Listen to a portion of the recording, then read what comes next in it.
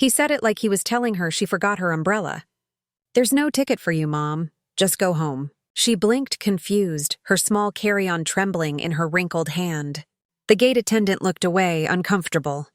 My father's smile never wavered. My mother, his second wife, adjusted her designer sunglasses and whispered something I didn't hear. My siblings laughed, quiet, cruel, like they were in on a private joke.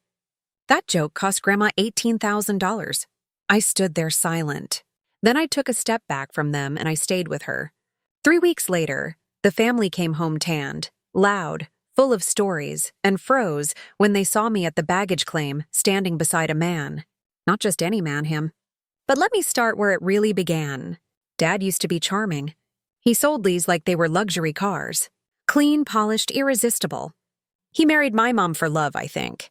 Married his second wife for lifestyle. When Grandma sold her house and downsized, he swooped in with the family trip of a lifetime pitch. Thanksgiving would be in Italy, first class, all of us together.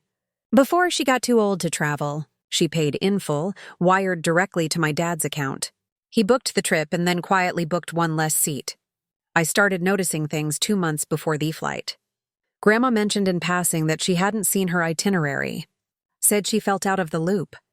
My father brushed her off. "Don't worry, Mom. I've got everything under control." I believed him until I didn't. One night, I saw his email open on the family iPad. The manifest listed 6 names, not 7. Hers was never there. He had no intention of taking her. She funded the trip and he cut her out of it. I didn't scream, didn't confront him. I just watched. Watched as he told Grandma to pack layers and bring her passport. Watched my siblings ignore her, laugh behind her back. Watched my stepmother roll her eyes every time Grandma asked a question. And when we got to the airport, I waited for him to say it. "There's no ticket for you." And I did. She didn't cry. That broke me the most. She just nodded like some part of her had expected it. I left my bag on the conveyor, walked away from them, took her hand, and we went home. The next morning, I made 2 calls. First to her lawyer. Technically her lawyer, but I've known him since I was 7. Grandma gave me power of attorney 2 years ago when she had that minor stroke. I told him everything. The second call was to a man named Daniel, someone I hadn't spoken to in 4 years. My mother's first husband, my real father. Daniel was the opposite of my dad. Quiet, analytical, cold, but never cruel. He'd been erased from our lives like a pencil mark under an eraser. My mother never spoke of him. But I remembered the custody fight. I remembered courtrooms and whispers. I remembered him holding my hand when I was 5, just before she tore me away. He was patient. When I told him what they did to Grandma, he asked one question. "What do you want to do?" 3 weeks. That's all I needed. First, we froze Dad's access to Grandma's accounts. All legal, all clean. Then, we had a forensic accountant track how he used the money. Flights, hotels, excursions, jewelry. We filed a report. Fraud, elder abuse. My real father pulled strings, old contacts, prosecutors. The kind of people who don't like when old women are scammed by their own sons.